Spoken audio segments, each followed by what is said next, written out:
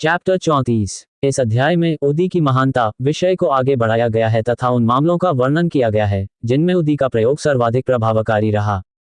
मालेगांव, नासिक जिला में एक वैद्य, योग्य तथा डिग्रीधारी रहते थे। उनका भतीजा एक असाध्य रोग, क्षय रोग, हड्डी का फोड़ा से पीड़ित था।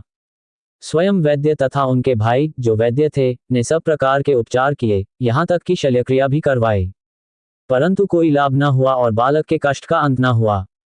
मित्रों तथा संबंधियों ने बालक के माता पिता को दैवी सहायता लेने की सलाह दी तथा श्री साईं बाबा से प्रार्थना करने की सलाह दी, जो अपनी दृष्टिमात्र से ही ऐसे असाध्य रोग ठीक कर देते थे। अतः माता पिता शिरडी आए। उन्होंने बाबा को दंडवत प्रणाम किया, बालक को उनके समक्ष रखा तथा विनम्रता तथा आदरपूर्वक प्रार्थना की कि वे उनके पुत्र की रक्षा करें। दयालु बाबा ने उन्हें सांत्वना देते हुए कहा, जो इस मस्जिद में आते हैं उन्हें इस जीवन में तथा अंतकाल तक कोई कष्ट नहीं होता। अब चिंता मत करो, फोड़ों पर उदी लगाओ, 1 सप्ताह में वह ठीक हो जाएगा। ईश्वर पर विश्वास रखो, यह मस्जिद नहीं अपितु द्वारावती है। जो यहाँ कदम रखेगा उसे शीघ्र ही स्वास्थ्य और सुख की प्राप्ति होगी तथा उसके कष्ट दूर हो जाएंगे। बालक को बाबा के समक्ष बैठाया गया, जिन्होंने फोड़ों पर हाथ फेरा तथा उस पर अपनी प्रेम भरी दृष्टि डाली। रोगी प्रसन्न हुआ तथा उदी लगाने से उसका स्वास्थ्य ठीक होने लगा और कुछ दिनों में वह स्वस्थ हो गया। तब माता पिता अपने पुत्र को लेकर शिरडी से चले गए तथा फोड़ों के लिए बाबा को धन्यवाद दिया, जो उदी तथा बाबा की कृपा दृष्टि से ही संभव हुआ था। ये जानकर बालक के चाचा, जो कि डॉक्टर थे, आश्चर्यचकित हो गए और उन्होंने किसी कार्य से बंबई जाते समय बाबा के दर्शन करने की इच्छा व्यक्त की, परंतु मालेगांव और मनमाड में किसी ने उन्हें बाबा के विरुद्ध बातें बताकर उनके कानों में जहर घोल दिया। इसलिए उन्होंने शिरडी जाने का विचार त्याग दिया और सीधे बंबई चले गए। वे अपनी बाकी छुट्टियां अलीबाग में बिताना चाहते थे, लेकिन बंबई में उन्होंने लगातार 3 रातों तक एक आवाज सुनी, जो चिल्ला रही थी, क्या तुम अब भी मुझ पर विश्वास नहीं करते? तब डॉक्टर ने अपना विचार बदल दिया और शिरडी जाने का निश्चय किया। उन्हें बंबई में संक्रामक बुखार के एक मरीज का इलाज करवाना था, जो कि गंभीर था। शीघ्र ही रोग में कमी आने के कोई संकेत नहीं दिखाई दे रहे थे। अतः उन्होंने सोचा कि अब शिरडी की यात्रा स्थगित कर दी जाएगी। फिर भी उन्होंने मन ही मन एक परीक्षा का प्रस्ताव रखा और कहा, यदि आज रोगी स्वस्थ हो गया तो मैं कल ही शिरडी के लिए प्रस्थान करूंगा। आश्चर्य की बात यह है कि जिस समय ये निश्चय किया गया था, ठीक उसी समय ज्वर कम होने लगा और तापमान सामान्य हो गया। तब वे अपने निश्चय के अनुसार शिरडी गए, बाबा के दर्शन किए और उन्हें दंडवत प्रणाम किया। बाबा ने उन्हें ऐसे अनुभव दिए कि वे उनके भक्त बन गए। वे वहां 4 दिन तक रहे और बाबा की उदी और आशीर्वाद लेकर घर लौट आए। पखवाड़े भर के भीतर ही उनका पदोन्नति होकर बीजापुर स्थानांतरण हो गया। अपने भतीजे के कारण उन्हें बाबा के दर्शन का अवसर प्राप्त हुआ और इस दर्शन ने उनके मन में संत के चरणों के प्रति अटूट प्रेम उत्पन्न कर दिया। डा पिल्ले बाबा के एक अंतरंग भक्त थे। बाबा उन्हें बहुत प्रेम करते थे और सदैव उन्हें भाव भाई कहकर पुकारते थे। बाबा उनसे कभी कभी बातचीत करते और सभी विषयों में उनसे परामर्श लेते थे और चाहते थे कि वे सदैव उनके पास रहें। एक बार पिल्ले को गिनी कीड़े से बहुत पीड़ा हुई। उसने काका साहेब दीक्षित से कहा, ये पीड़ा बहुत ही कष्टदायक और असहनीय है। मैं इससे मृत्यु को अधिक पसंद करता हूँ। मैं जानता हूँ कि यह पीड़ा पिछले कर्मों का भुगतान करने के लिए है, लेकिन बाबा के पास जाओ और उनसे कहो कि वे इस पीड़ा को रोक दें और मेरे पिछले कर्मों का फल मेरे अगले 10 जन्मों में दे दें। श्री दीक्षित बाबा के पास गए और उन्हें अपनी प्रार्थना बताई। तब बाबा उनके अनुरोध से प्रभावित हुए और दीक्षित से कहा, इससे कहो कि वह निर्भय रहे। वह 10 जन्मों तक क्यों कष्ट भोगेगा? वह 10 दिनों में अपने पिछले कर्मों के कष्टों और परिणामों का समाधान कर सकता है।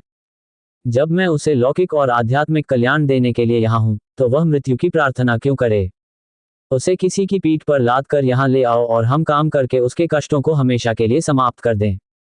डॉक्टर को उसी हालत में लाया गया और वह बाबा के दाहिनी ओर बैठा था, जहाँ फकीर बाबा हमेशा बैठते थे। बाबा ने उसे अपना तकिया दिया और कहा, यहाँ शांति से लेट जाओ और आराम करो। असली उपाय यह है कि पिछले कर्मों का फल भोगना और उससे छुटकारा पाना ही होगा।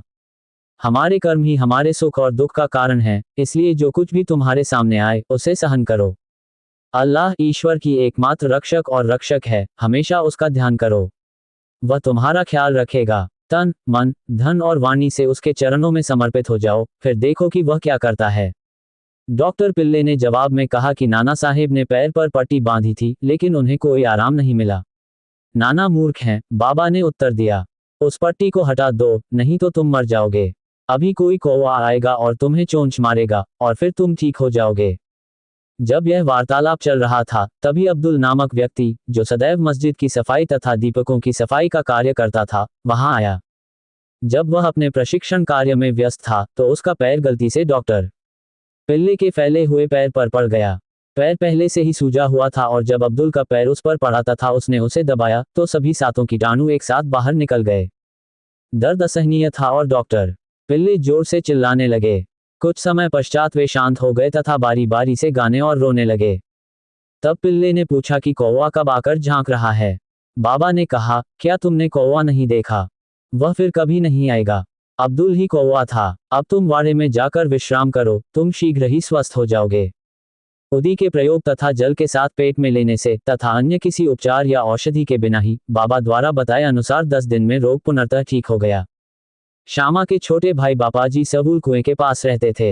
एक बार उनकी पत्नी को प्लेग हो गया। उसे बहुत तेज बुखार था और कमर में 2 गांठें हो गई थी। बापाजी श्यामा के पास शिरडी पहुंचे और उनसे सहायता करने को कहा। श्यामा भयभीत हो गए, परंतु अपनी आदत के अनुसार वे बाबा के पास गए, उन्हें दंडवत प्रणाम किया, उनसे सहायता की प्रार्थना की और रोग को ठीक करने की प्रार्थना की। उन्होंने अपने भाई के घर जाने की भी अनुमति मांगी। तब बाबा ने कहा कि इतनी रात को वहां मत जाओ, उसे उदी भेज दो। बुखार और गांठों की क्या चिंता करते हो? ईश्वर ही हमारा पिता और स्वामी है, वह आसानी से ठीक हो जाएगी। अभी मत जाओ, प्रातःकाल वहां जाओ और तुरंत लौट आओ। श्यामा को बाबा की उदी पर पूर्ण विश्वास था। वह बापाजी के द्वारा भेजी गई। उसे गांठों पर लगाया गया और कुछ जल में मिलाकर रोगी को पिलाया गया। उदी लेते ही रोगी को अत्यधिक पसीना आने लगा, बुखार उतर गया और उसे अच्छी नींद आ गई। अगली सुबह बापाजी को अपनी पत्नी को ठीक ठाक और तरोताजा देखकर आश्चर्य हुआ, उसे बुखार और दस्त भी नहीं थे।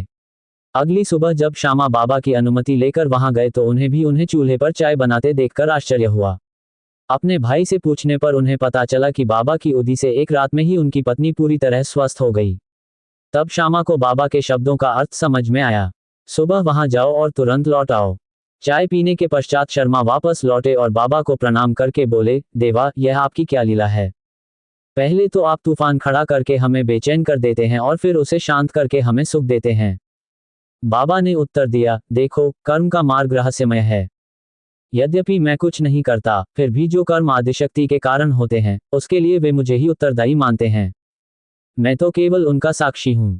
भगवान ही एकमात्र कर्ता और प्रेरक हैं। वे परम दयालु भी हैं। मैं न तो ईश्वर हूँ, न ही भगवान। मैं तो उनका आज्ञाकारी सेवक हूँ और उन्हें बार बार स्मरण करता हूँ। जो व्यक्ति अपने अहंकार को त्याग कर उन्हें धन्यवाद देता है और जो उन पर पूर्ण विश्वास करता है, उसके बंधन टूट जाते हैं और उसे मुक्ति मिल जाती है। अब एक ईरानी सज्जन का अनुभव पढ़िए।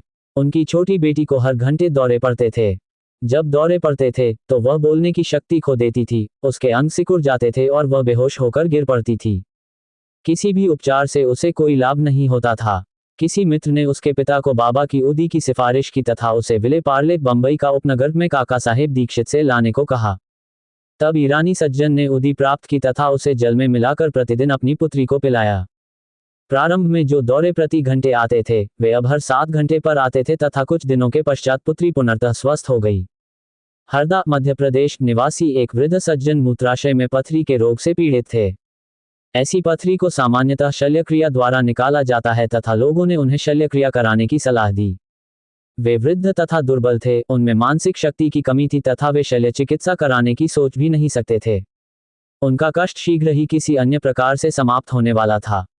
संयोगवश उसी समय उस नगर का इनामदार, नगर अधिकारी वहां आया हुआ था।